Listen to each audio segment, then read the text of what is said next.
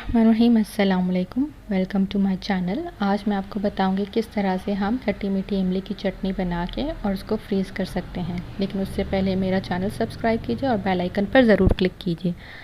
इमली की चटनी के लिए जो चीज़ें हमें चाहिए, मैंने 250 ग्राम्स इमली ली है। उसमें मैं मसाले डालूँगी 1 teaspoon salt, 1 teaspoon red chilli pepper powder, 1 teaspoon crushed red chilli और 1 टेबलस्पून सफ़ेद ज़ीरा जो मैंने भून के पीस लिया है। इसमें मैं गुड़ डालूँगी जो मैंने 3/4 प्याली ली है, या फिर आप इसको जो है एक बड़ा पीस में आप इसको ले सकते हैं। ये हम इसमें डालेंगे। अच्छा, इमली की चटनी मैं आपको बेसिक रेसिपी बता रही हूँ। इसको आप चाट पे यूज़ कर सकते हैं, गोलगप्पों में डालने के लिए यूज़ कर सकते हैं। इसमें आप वेरिएशन भी कर सकते हैं। हरी मिर्च और पुदीने की चटनी बना के आप इसमें ऐड करके और उसको आप सर्व कर सकते हैं रोल और समोसे के साथ। तो ये आप पे डिपेंड करता है कि आप किस तरह से यूज़ कर रहे हैं। इमली का मैंने पल्प निकाल दिया है और ये सीड्स मैंने अलग की हैं। इसमें पानी डाल के जितना पल्प निकल रहा है आप निकाल दें। गुड़ को मैंने पीसेस में काट दिया है। पतीले में हम ऐड करेंगे इमली का पल्प। चूल्हा जलाएंगे, आप इसको हल्की आंच पे पकने के लिए छोड़ देंगे। इसमें मैं गुड़ डाल रही हूँ और उसको हम अच्छी तरह से पकाएंगे यहाँ तक कि वो गल जाए। ये मैं गुड़ डाल रही हूँ, इसको हम पकाएंगे हल्की फ्लेम पे अच्छी तरह से। ये पक के और थोड़ा सा रिड्यूस हो जाए, फिर हम इसकी कंसिस्टेंसी देखेंगे। अगर हमें रिक्वायर्ड हुआ तो हम इसको मज़ीद थिक करेंगे। इसमें मैं सारे स्पाइसेस ऐड कर रही हूँ और इसको अच्छी तरह से पकने के लिए छोड़ दूँगी।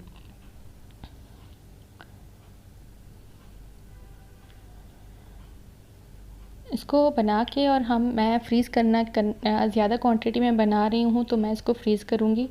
आप इसको फ्रिज में भी स्टोर कर सकते हैं, लेकिन इट्स बेटर कि आप इसको फ्रीज़ करें, वो ज़्यादा अरसा चलेगा। फ्रिज में हो सकता है कि आपका हफ्ते 10 दिन के बाद ख़राब होना शुरू हो जाए।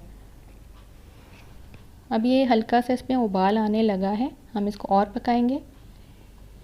इसमें अच्छी तरह से उबाल आ रहा है और थोड़ा सा रिड्यूस भी हो गया है। इसकी हम कंसिस्टेंसी अब चेक करेंगे कि अगर रिक्वायर्ड है तो हम इसको मज़ीद पकाएं, या फिर हम इसमें कॉर्नफ्लावर ऐड करके इसको थोड़ा सा थिक कर सकते हैं। मैं इसमें थोड़ा सा कॉर्नफ्लावर ऐड करूँगी क्योंकि मुझे कंसिस्टेंसी इसकी थोड़ी सी पतली लग रही है। तो मैं 1 टीस्पून इसके लिए कॉर्नफ्लावर लूँगी और उसको थोड़े से पानी में डिज़ोल्व करके और मैं वो इसमें यूज़ करूँगी इसको थिक करने के लिए। अगर आपका थिक है पल्प तो आप उसमें कॉर्नफ्लावर ऐड नहीं करेंगी। मैं इसमें ऐड कर रही हूँ और फ़ौरन से हम चम्मच चलाएंगे ताकि घुटलियाँ ना बने। इसको मैं जैसे ही मैंने कॉर्नफ्लावर ऐड किया वो थिक होना शुरू हो गई है। ये देखें, ये थिक होना शुरू हो गई है। बस ये कंसिस्टेंसी मुझे चाहिए। अब मैं चूल्हा बंद करूँगी, इसको ठंडा होने के लिए रख दूँगी।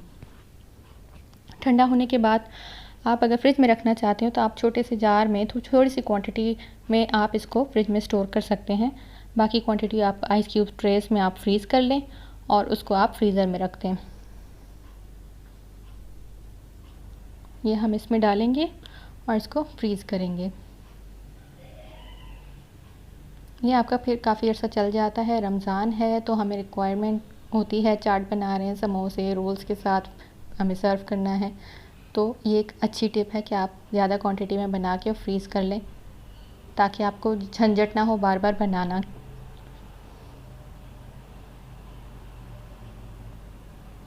ये मैंने दोनों रख दिए हैं फ्रीज़र में। इसको पूरा दिन मैं फ्रीज़ होने दूँगी और नेक्स्ट डे मैं इनको निकालूँगी।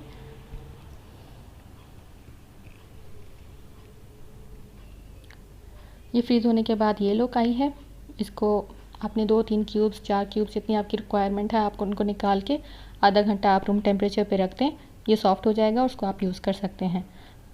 इसमें वेरिएशन भी मैं आपको बता रही हूँ। मैं इसमें हरी मिर्च और पुदीने की चटनी मैं इसमें मिक्स करके और वो भी मैं आपको करके दिखा रही हूँ। इसको फिर हम रोल्स के साथ यूज़ कर सकते हैं, या फिर आप सिंपल आप यूज़ करें, चाट के ऊपर डालें, इसको एंजॉय करें। ज़रूर ट्राई कीजिए और मुझे बताइए कि किस तरह से आपको लगा। कमेंट्स में ज़रूर बताइएगा। अल्लाह हाफ़िज़।